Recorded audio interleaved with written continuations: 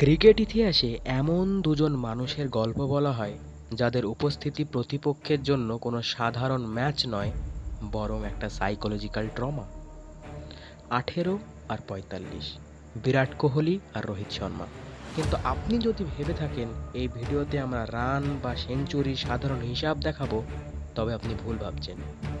আজ আমরা খুলব ক্রিকেট বোর্ডের সিক্রেট কেস ফাইল, যেখানে লুকানো আছে টি-টোয়েন্টির আসল মাস্টার মাইন্ড কে।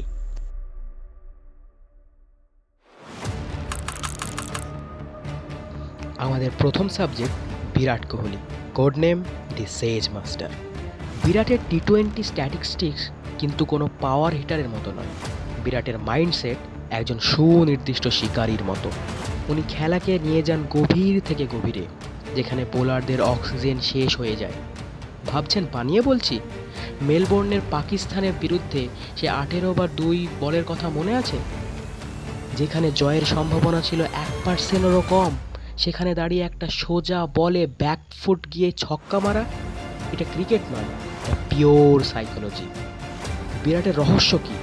ওনার স্ট্রাইক রেট হয়তো সবসময় ১৫০ থাকে না, কিন্তু প্রেশার ১০০°C পৌঁছয়, তখন দুনিয়ার সব ব্যাটার আউট হলেও বিরাট কোহলির গড় থাকে ৫০-এর ওপরে।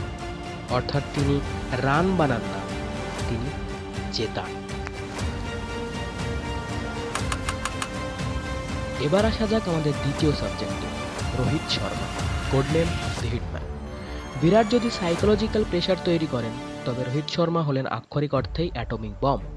রোহিত যখন ক্রিজে উইথড্র করেন, তখন বোলারের মনস্তত্ত্ব সম্পূর্ণ ভেঙে পড়ে।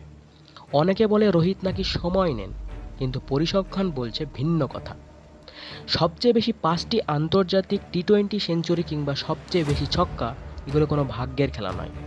রোহিতের শক্তি হলো তার এক্সট্রা সময়। বোলার যখন ১৪৫ কিলোমিটার গতিতে বল ছাড়ে, রোহিত শর্মার ব্রেন সেটাকে যেন স্লো মোশনে দেখে, আর সেই বলেই ফাইন লেগের ওপর দিয়ে অনায়াসে মারেন ছক্কা।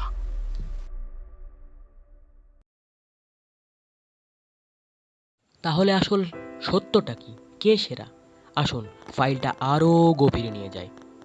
আইসিসি টুর্নামেন্টের নকআউট ম্যাচগুলোতে বিরাট কোহলির গড় প্রায় ১৫০-এর কাছাকাছি, যেখানে তার একা লড়াইয়ের ইতিহাস রাজত্ব করে। অন্যদিকে রোহিত শর্মা আপনাকে এনে দেন অধিনায়কের মস্তিষ্ক, ড্রেসিং রুমের নিদারুণ ভয়ডরহীন অ্যাপ্রোচ, আর এমন একটা সূচনা যা ম্যাচকে প্রথম ৬ ওভারেই শেষ করে দেয়। একজন যদি হন তরবারি, তবে অন্যজন ভারী কামান। একজনকে ছাড়া ভারত কোনো যুদ্ধ জিততে পারেনি, আর অন্যজনকে ছাড়া ভারত কখনো প্রতিপক্ষকে ভয়ই দেখাতে পারেনি।